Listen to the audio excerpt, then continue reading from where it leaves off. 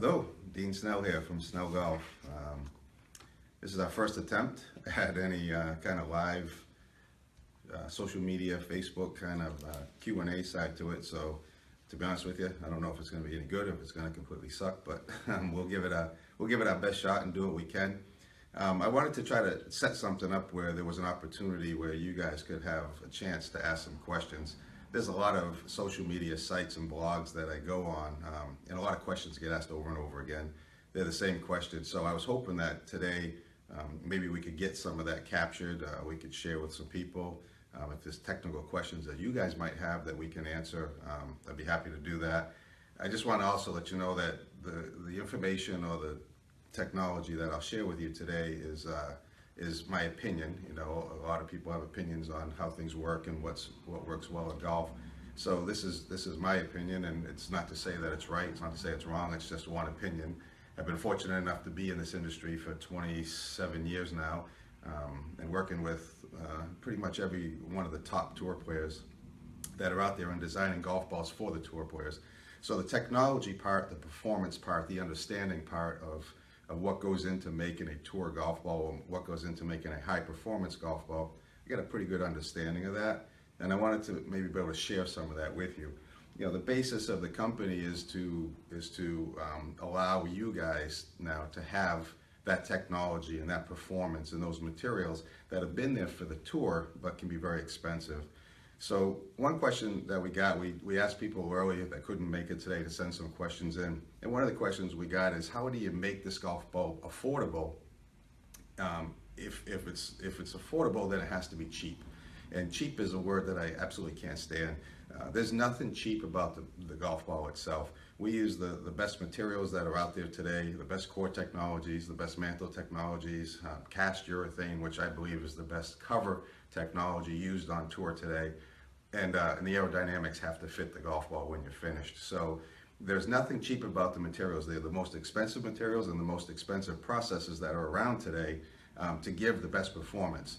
Why we can sell it at an affordable price is some of the bigger companies that are out there today have big R&D budgets. They have big marketing budgets, very big tour contracts.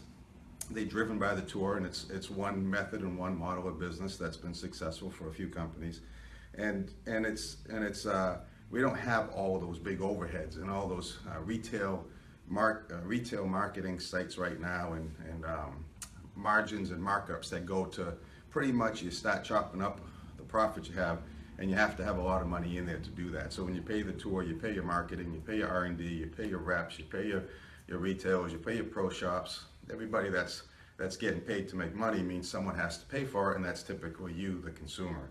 So what we've done is we've taken all that out. So the golf ball performance and the golf ball materials are at a very high end. The processes are very high end. However, we're able to give it at an affordable price to you because we've eliminated all those other expenses and passing that whole savings on back to you, the consumer.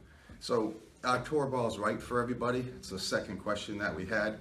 My personal opinion is, if somebody was going to choose a golf ball today, and that answer is different today than it was back in 1990, but if you're going to choose a golf ball today, the tour golf balls today have the same performance off the tee as the two-piece golf balls.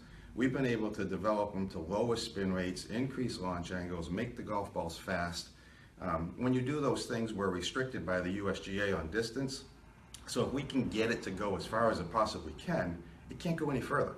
So there won't be any more introductions of golf balls that someone's going to say, geez, this golf ball is 35 yards longer or 20 yards longer. It's impossible, and it can't happen. However, they are different on the short game. So when you get to be 150 yards or 100 yards or 60 yards in, two-piece golf balls and tour golf balls have completely different performance. So as a higher handicap player who never could afford or wanted to play tour balls thinking they're not good enough, think about it. An 18 handicap misses 17 greens. That's effectively 17 par threes that 18 handicap has to play. So all the performance that you need around the green for 17 holes, you're giving up by playing a two-piece golf ball that doesn't spin. A tour golf ball is going to give you that. You're not going to make the ball stop and pull it back. You're not going to do like the tour players do and have it hit and stop. But what you will do is you'll gain some spin performance that'll actually have the ball stop maybe 5 feet closer to the hole. maybe 8 feet closer to the hole on a full wedge. And if you can reduce that distance you have to the hole, that might cut down on a 3-putt or a 2-putt. Might make you get up and down even, which will start to lower your scores. So choosing a golf ball that you believe in your mind is going to go back to the tee and add yardage to you is in my opinion, the wrong way to actually even go about testing golf balls today. You really want to start from 100 yards in where they are different today, where they spin different, they feel different, they check, they bump and run, they do whatever it is that you may want in a golf ball. That's where they'll be different. But off the tee, I'm going to tell you that pretty much every single golf ball today is all going to go about the same distance. So give it some thought. If you get an opportunity to test golf balls, really go out and try to pick a short game area where you can test the golf balls head to head, and then you'll see that difference. And when you finish that testing, the one you like is the one you want to play, and trust that off the tee, they're all going to go the same way. So that kind of covers the fitting part of it that we talk about. We talk about fitting from 100 yards and in. Kind of talks about the difference between tour balls and two-piece golf balls. They're different on the short game. Off the tee, they're similar. And it kind of helps you as a player fitting. This also ties into a big question that we get all the time on swing speed. If I had a nickel for every time someone said to me, geez, my swing speed's not high enough, so I need to play a low compression ball. I want to walk you through some logic on where you've been taken in this theory. So I know this probably is going to butt heads with some of the other manufacturers and who use it as a marketing tool, but I want to tell you something in theory to think about when you're making that decision to play low compression golf ball. Low compression two-piece golf balls are very, very soft feel. When we lower the compression of the core, we take all the spin out of the ball. So on a two-piece ball, that low spin you have with the driver means the low spin you have throughout the set. So your golf ball now with your wedges and your 9-irons and your 8-irons and your chips, a very low spin, okay? So in your mind, if you have a 400-yard hole, and maybe I'll do a little demonstration on the board after, but if you have a 400-yard hole, and let's say you hit your tee shot 250 yards, okay? And in your mind, you think if you play a low compression ball, you're now going to hit it and it's going to go 1 mile an hour faster, okay? So 1 mile an hour faster is about 8 inches at your swing speed. So your 250-yard drive just went 250 and 8 inches. Okay, you still have 150 yards left to play, and you've got to finish the hole with a golf ball that has the least amount of performance of anything out there. Low spin, great soft feel, made because I compress it. Well, your drive just went 8 inches longer when you hit a good one. Congrats. Now you got to go finish the hole with zero performance. So your next 2, 3, 4, 5 shots are all going to be played with a golf ball that does no performance, which is where you need performance the most. So I want to show you something I did. I cut a golf ball in half. Okay, and this is a tour ball, and I just want to show you, in people's minds, they think they can't compress the golf ball into the core. Okay, so this is our tour ball, the MTB golf ball. And if you look at the golf ball, you can see that this golf ball is primarily core. Okay, the cover thickness of the urethane is this outer layer is 30 thousandths of an inch thick. It's extremely thin. The mantle layer is between 50 thousandths and 70 thousandths thick. So a golf ball is 1.68 inches in diameter. When you hit with a driver, you compress the golf ball 1/3 the diameter. So you're well into that little thin cover and mantle all the way into the core. So no matter what swing speed you have as a player, you are going to impact the golf ball through the cover, through the mantle, and into the core. So will the golf ball go further for you if it's low compression? It may, because it's a little bit lower spin, but it's not going to add distance that you're going to now put you that much closer, and it's not going to add performance when you get closer to the green, okay? So all the golf balls today, the technology that drives the driver is in the core. We found technologies that can take this core, make that compression in tour balls very, very low. So what used to happen is when you had two cores, one at 100 compression and one at 30 compression, what would happen is the ball velocity of the 100 compression core would be very fast, and the ball velocity of the 30 compression core would be very slow. That's 1990.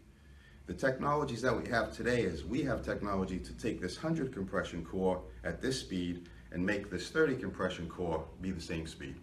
So now we lower the driver spin, we increase the launch angle, we maintain the speed, the distances have to be the same. The USGA restricts us on ball velocity, symmetry, size, weight, and overall distance. If we get the size and the weight to the limits they do, we max out the ball velocity and your aerodynamics are done right for symmetry, the golf balls can't go any further. So they've kind of put a cap on that for us, so we can't add a lot of distance. But what we can do is we can completely change the performance of the golf ball from the short game in, from this 100 yards, 60 yards, which is where you as players today need that performance.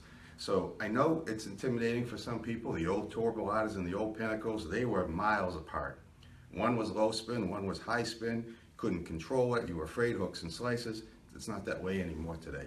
The Tour balls today have spin rates like the two-piece golf balls, but the performance is much, much better. I'm going to step up to the board here. I'm going to show you a little thing I call a spin curve, which will help explain why that works. So if we come up to the board.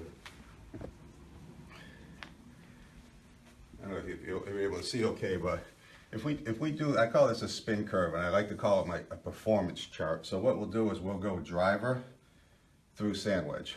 Okay, so driver, 3, 4, 5, 6, 7, 9, pitch and wedge and sand wedge. There's your clubs, and this is spin, which is performance. So low and high. Okay, so if we go back to the 1990s when there were two-piece golf balls out there, the driver spins used to have curves like the two-piece golf balls used to have curves like that. They were very low driver spin and very low sand wedge spin. Wound golf balls used to be like this. Very high driver spin. Tour players used to take drivers and try to turn them down to 6 degrees just to bring that launch down. But this was kind of what they liked around the green, that short, high spin, a lot of performance. And what happens is the two-piece performance balls came out. This is your HP2 Tours, your HP2 Distance, your SD90s, your BV Extra spins. These golf balls all came out in the early to mid 90s. And then what happened here is your wound three-piece golf balls, your Revolution, your Professional came out. So it lowered the spin, but it still gave performance. So they went further, but they still gave good performance. And then the Holy Grail steps in, which is the multi-layer performance. Oops, sorry, too many cocktails. The multi-layer performance, which gives spin curves like this. You know, or you can make them like this, or you can make them like this by designs. So these spin curves now give low spin rate like the old two-piece golf balls. And you see some golf balls out there today where people say, geez, they spin like the old Tour Ballada or the old Professional. And you'll see some that say they spin less. So we as designers are able to choose by construction and layers and thicknesses where we want this curve to be. My personal preference in design is when you work in this category here, you want to stay here, so that prevents the golf ball from ballooning. So if you add too much spin with your short irons, the golf ball will have a lot of tendency to balloon, be short in the wind. So I try to control this here. So I try to create a curve that's more like this, you know, so it's low here, but it still gives adequate spin here. Too much spin on your pitch and wedge and your sand wedge will actually have the golf ball hit and suck back. When I worked with a lot of tour players, the biggest complaint they had with these golf balls is they couldn't get the back pins. When they hit the back pin, it would pull back and spin to the front of the green. So we work to control this spin so when the ball hits, it'll kind of stop where it lands and give you better control and performance. So this is kind of a spin curve chart. I know it's messy and I just did it pretty quick, but this is how technology has changed, and here's the change. This area right here is the change of golf ball technology. Two-piece golf balls are here, multi-layers can be anywhere in here, but this is where they're different. And now here, if you notice, they're all the same. Okay? We'll head back to the hot seat.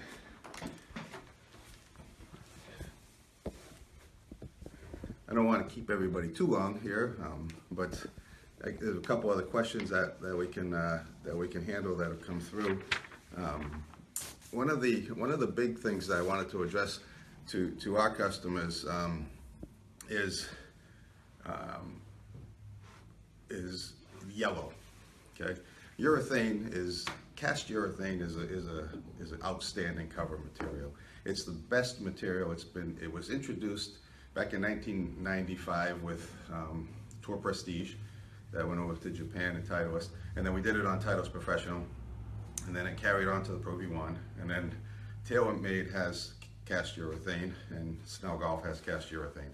That cover material has been the tour cover since 1995 with Titleist Professional. Played on tour, won majors, won many events. So there's two types of covers. There's a thermoplastic urethane and there's a thermoset urethane. Okay, and believe me, they are completely different. So Bridgestone, Nike, Srixon, well, Nike not anymore, but Bridgestone, Nike, Bridgestone, Srixon, Callaway, they use thermoplastic urethanes. That's a pellet. It's an injection molded pellet. So you pour the material into an injection molding machine. It goes through a little screw. You inject it. You make the ball. It takes about 50 seconds to make 8 golf balls. Okay, and if you make a mistake, you regrind it back up. You put it back in. You melt it down. You use it again. Usually you have to mold them a little bit thicker. That's thermoplastic. Thermoset is a liquid. It's an A and B liquid. So when the two liquids come together, you have about 30 seconds to 60 seconds before it becomes an irreversible solid. So it cross-links and cures, so it's irreversible, so you can't melt it. If you make a mistake, it's scrap, so it's a problem, so it can be expensive. So you cast the liquid into the cavity and you lower the core down. You cast the liquid into the other cavity and you put the two halves together to make the ball. And then they go off and they go through the curing cycle. It takes about 20 minutes to make one ball. So 50 seconds to make 8 balls, 20 minutes to make 1 ball. You can cast it very thin. The material is extremely durable. Relatively speaking, the softer it gets, the durability can get better. Where thermoplastics, the softer it gets, the durability can get a little bit worse. You'll see some of it. Will there be golf balls that will never have damage? It's impossible. You know, the wedges and the grooves and new clubs and cart paths and trees do damage to golf balls. But has it gotten better? Absolutely. We never got golf balls back in the past where people had things happen to them because they played 72 holes with them. They were always taken out of play in 1 or 2 holes or lost. So today we'll get people send them back in saying that, look at the paint came off or something came off and they've used it for 6 rounds. So it's a big difference. So the cast urethane process, which is that white material, we have to take the cast urethane, mold the golf ball, and then we have to paint 2 white coats of paint and 1 clear coat of paint on the cover. Because if you don't, the urethane by sunlight will turn brown. The ball will degrade, it'll look awful. So if you don't, thermoplastic urethanes, they just put 2 clear coats on it and it's good to go. If you want to make a yellow thermoplastic ball, you put a little pigment in the injection molding machine and it's yellow and you paint it. You want to do a thermoset urethane yellow golf ball, now you have to create a whole new chemistry. You have to find a way to make the pre-polymer curative be yellow. You have to make the yellow match a new yellow paint system that you have to create, and then the white system, and then you have to create it where it doesn't degrade under UV. And then you have to have a big market for it. So there's a lot of people, that ask for the yellow urethane, but the market's extremely small at the tour side to it, and it's extremely expensive to develop, create. Now once you put that in your lines in your manufacturing process, you got to take it out. And when you start to take it out, that yellow tint on your white golf balls starts to show up. So it's tricky. I know it's been asked for. It's expensive to do, but it's not easy to do when you use the thermoset cast urethane cover. A question that we just came in is, how does MTB compare to Pro V1 on miss hits or forgiveness? It's an interesting question. In my personal opinion, I think the MTB golf ball is designed for a little less spin on the 7, 8, 9 pitch and wedge, and I believe that helps out with too much spin on the golf ball. So playing into wind, I always want to recommend people when they try new golf balls, test them in the wind, because that's where the most effect they're going to have. Downwind, everything goes pretty good, but into the wind, you got to be careful. You can get knocked down, come up short. When you have a lot of spin and it's short, it actually comes off the front of the green. So I think by taking spin out of those shots, having a little lower spin on the driver, anytime you have a little bit less spin on that kind of thing, when you miss hit a shot, it actually will go a little bit further. So it's like a ball that has a lot of spin and one that doesn't have much spin that flies the same height. A lot of spin with wind is going to come up significantly shorter. So I think that there'll be some forgiveness to it. How much it's affected is more dependent on you as the player, because it's a hypothetical question which I tried to answer by spin, but I don't know how bad you hit it and where you hit it, on the bottom of the club or on the top of the club or the toe or the heel. They all have different levels of distance loss, and they all have different impacts on how much you can lose out there on the golf course. Okay, so there's a couple of there's maybe a couple more questions that we have to keep going, and then we'll kind of wrap it up, and we'll see if we can continue this. One of the questions we have is a guy wants a golf ball to be like Pro V1X. Not sure what you mean. If you want it to be like Pro V1X, it is Pro V1X. The Pro V1X is a great golf ball. The Pro V1 is a great golf ball. There's a lot of manufacturers that make very good golf balls. What I tried to do with my tour balls, I tried to take and kind of blend those two performances together, where the give a little more distance than the Pro V1 and give a little more feel than the Pro V1X, and try to combine them. That's kind of the design of it. But you know, they're two outstanding golf balls, and I'm not going to sit here and say there's something bad with them. Are there a need for two tour balls? We had a question come through earlier about what's next, and are we going to add to the line? I'm going to leave that up to you guys. You know, I've been in this industry for 27 years, and I've seen tour balls that have been 1, 2, or 3 in the tour category. And 3, I think, is too many. 1 may be good enough, and 2 may be needed. But where they separated out wasn't so much on the spin, it was the feel. Okay, and everybody wanted to talk about feel of a golf ball. So I could tell you a little trick I did back when I was at another company, where people talk about compression and feel. They say it's got to be low compression and soft feel. Compression is a designer's tool. We use it. If I was able to go talk to everybody that's sitting out there watching right now, and I asked you what compression is, nobody's going to be able to tell me what it is. And if I asked you what the units were, no one would probably be able to tell me that. And I asked you how it's measured, nobody would tell me that. But it is the most common thing talked in golf at one time. So compression is part of the feel. It's not the whole part, but it does. But the feel of the golf ball is a lot of sound. Okay, one of the things that I did in the past is I took a tour golf ball and a hard two-piece golf ball, and I did a test with players, and I put headphones on. And I had them hit the tour golf ball with the hard two-piece golf ball sound, and then I flipped it. The hard golf ball with the soft sound. And it was 100%, everybody got it wrong. Okay, so in their minds, when they hit a shot and they heard something, they reported it to be soft if it sounded soft, when the golf ball was 35 compression points harder when they hit it. So feel is part of sound. When you think about it, you hit a golf ball with a shot, you've got the head, the shaft, the grip, the glove, through your arm, you know, how many beers you had the night before, whatever it is that's happening in your life, to try to say you feel something. When you can hear it and it feels like it sounds soft, that's a lot more what feel is today. So compression is a part of it, but so is the construction, the thicknesses, the layers, the materials. There's a lot that go into sound. We do an extensive sound test when we talk about feel. It's measured on a decibel and a frequency level.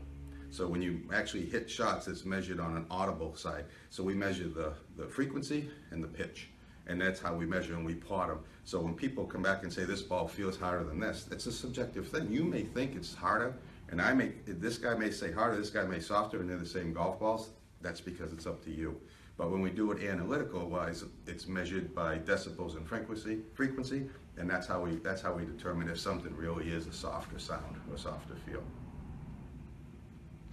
Okay, so we'll wrap it up today with one last question, which is, does the seam matter on a golf ball? Okay, it did a long time ago. You guys all remember when Pro V1 came out, the dimple pattern on the professional golf ball, and kind of the dimples along the seam, and everybody wants then let me back up a little bit. Somebody say seamless, and your ball has a seam, and their ball doesn't, and his ball has a seam, and his doesn't. Every single golf ball has a seam. Okay. Someone says it's seamless, it's impossible. You got a solid sphere, a solid cover with something inside. How did it get inside? If it's got no seam and it's got nothing in there, how do you get it inside? You know, you can't make up stuff like Bewitched and force something in. There's a seam. Two halves go together. What happens is that some manufacturers just put two halves together, and then some stagger, like a sine wave. But there is still a seam that comes together. So you stagger the sine wave and you eliminate the visual part of it, but it's still there. It still has to be buffed, a secondary operation. It has to be taken off smooth and then painted. But when there was a problem with seaming it, if you teed it up, we'll use this as along the seam and then this as across the seam.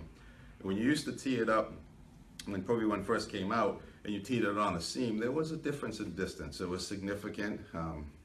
The USGA has a test that has to be make it pass. It's called the Symmetry Test. So when you tee a ball up this way or this way, they have to fly the same distance within a couple yards and land within less than half a second of each other. So it's impossible now for us to make a golf ball. If you put it on the seam, it's going to go further because it'd be illegal. So it was corrected, it's fixed. In some people's minds, they still use it. It's a psychological thing, but there is no distance difference in it. The problem that ended up happening was when you hit it on the seam off the tee, then you get out in the fairway and you look down and you say, oh geez, where's the seam? Oh boy, it's this way. So how much am I going to add when it's at an angle? It became an issue. It's been fixed. So no matter how you tee the golf balls up today, if they're on the conforming ball list and they're listed in the USGA and can be used in tournaments, they have to pass the symmetry test. And that symmetry test means that no matter how you tee it up, there's no difference in distance. Okay? So I thank you for attending first. We'll have more if you guys want to hear more. I might have a list of other things, but everybody's got stuff to do tonight, including myself. And we'll continue to do this at a frequency that's determined by you guys. So I appreciate your time and spending here. I hope you did get to learn something. Pass the information on to some of your friends, and we'll schedule these based on your feedback from this work, and we'll try to schedule if there's another time slot that you guys think might be better that fits more people. We're open. You know, here we're trying to bring an educational process to you, the consumer. So anything we can get to you in any way, if you've got ideas, please share them on our Facebook, Twitter, Instagram. Send in stuff. We love to hear feedback. We love to hear performance comments, and we're going to continue to try to give you the best performance you can have at the best affordable price. Thank you.